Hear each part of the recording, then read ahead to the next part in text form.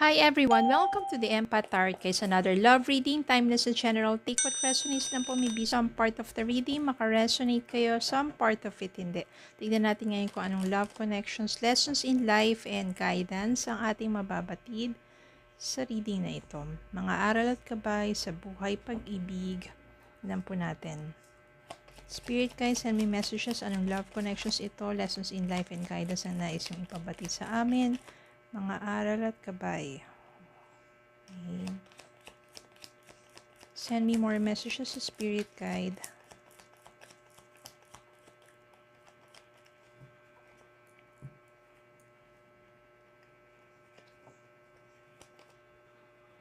Four of Cups. Two of Wands. Three of Wands. Ace of Pentacles, Devil, Six of Wands, Queen of Wands, Judgment, Lovers, Page of Cups.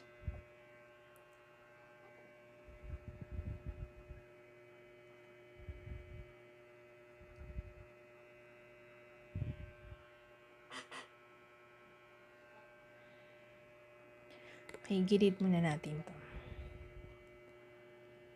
Devil, Four of Cups. So it means maybe you have ended a toxic relationship. Yung devil dito means maaring before naranasan mo yung isang relasyon na kung saan hindi mo mafe-feel na yung respect, yung love, because there's so much hatred na your person is doing things na hindi naka-respeto para sa relasyon ninyo. Which is, lalo na hindi ka na nire-respect ng person mo. Ibig sabihin niya, gumagawa na siya ng hindi magaganda at ikinasasakit ng puso mo. Bibigyan ka na niya ng sama ng loob dahil gumagawa na siya ng kung ano-anong mga kalokohan. To the fact na ikaw rin sa sarili mo, dumating yung time na pinapatawad mo siya pero inulit lang din niya. So wala na, toxic na lang. Umalis siya pero Four of Cups, siya pa rin yung iniisip mo. Hindi kasi madaling kalimutan yung mga pinagdaanan ninyong masasaya, yung mga pinagdaanan ninyo that you are so much in love pa.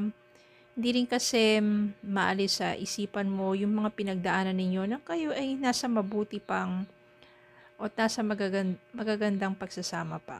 Magandang pagsasama o masarap na mga panahon, mga sweet moments ninyo together.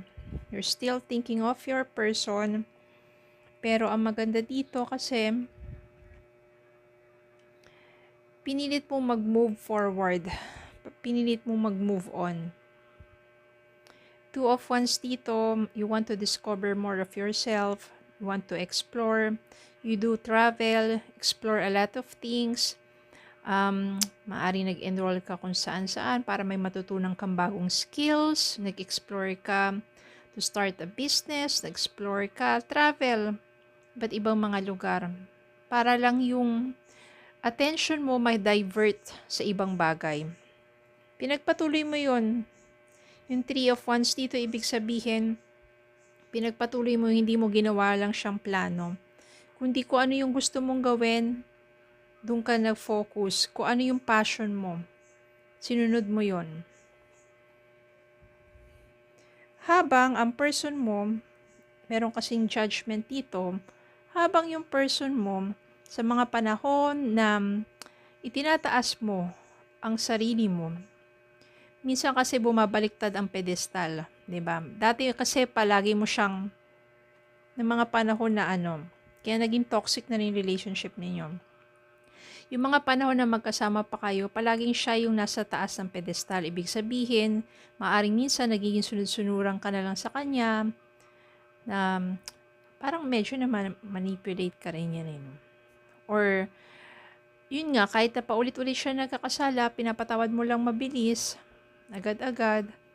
So, parang wala nang, hindi na pinaghihirapan pa o hindi na nagiging sincere pa.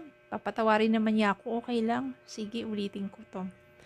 Parang ganun. So, yung ego niya, tsaka syempre masyadong mataas.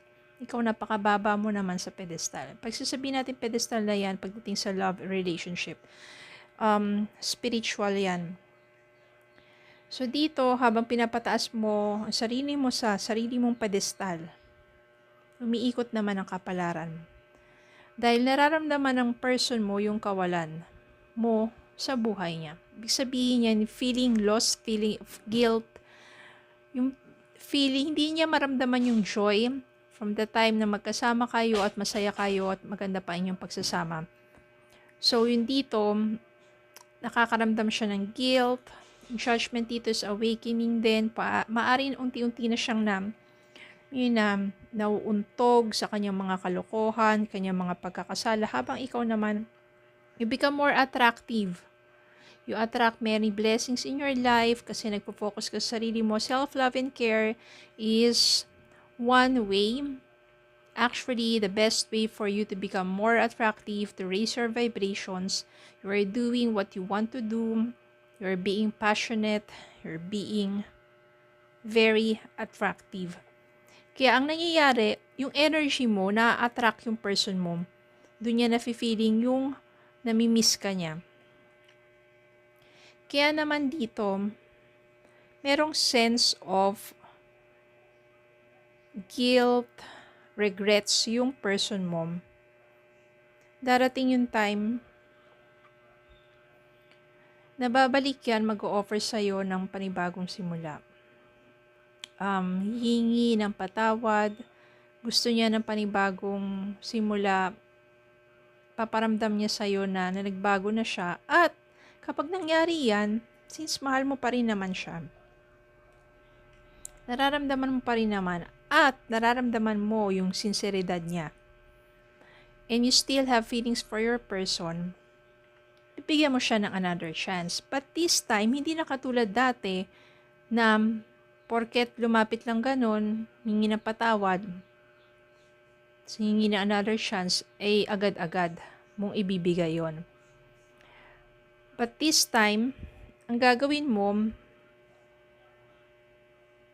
hayaan mo munang patunayan niya sa'yo yung mga pagsisisi niya at yung sinseridad niya na muling bumalik sa buhay mo at yung pagbabago niya. Hindi mo siya basta-basta agad tatanggapin. Maaring patawarin mo siya, hindi mo siya basta-basta agad tatanggapin. Dahil hahayaan mong pagpaguran niya yon or mag-effort siya to become worthy again of your love. Maaring mapapagtagumpayan niya yan kasi lumabas yung 6 of Wands dito and yung the Lovers. Ibig sabihin, magkakabalikan kayo dahil mapapatunayan niya sa iyo yung kanyang pagbabago at yung kanyang pagnanais na muling makuha muli ang iyong acceptance.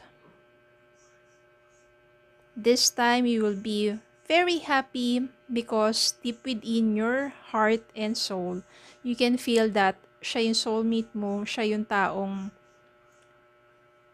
merong tunay na pagbabago, siya yung taong nag-effort ng husto para muling bumalik sa buhay mo at pinatunayan niya na karapat-dapat na siya this time para sa'yo. Magiging successful na ang panibagong pagkakataon, panibagong simula sa inyong dalawa at maaari kasing it will lead you to the kind of relationship na maaring kayo na talaga yung magkatuluyan. Ibig sabihin yan, mauuwi na to sa wedding bells. Yan. Or marriage. Siguro yung mga times na magkasama kayo, dun lang talaga na nasubok ang inyong pagmamahalan.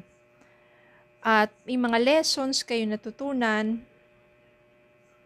na dapat respeto sa isa't isa, respeto sa sarili, give space and time to each other, especially kapag hindi na nag-work ang inyong relationship, in order for you to have time alone to reflect. Yun yung nangyari sa person mo.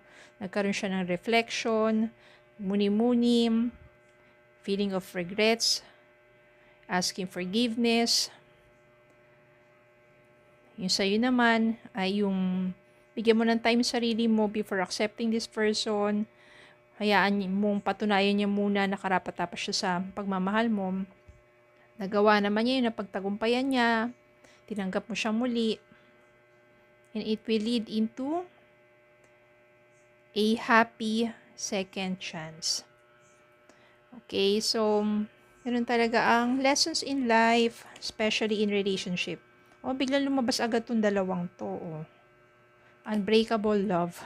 This person has a genuine love for you. You can overcome any issues that may arise. Ito na yung nagbago na siya. Yan pinakita na yung genuine love para sa'yo.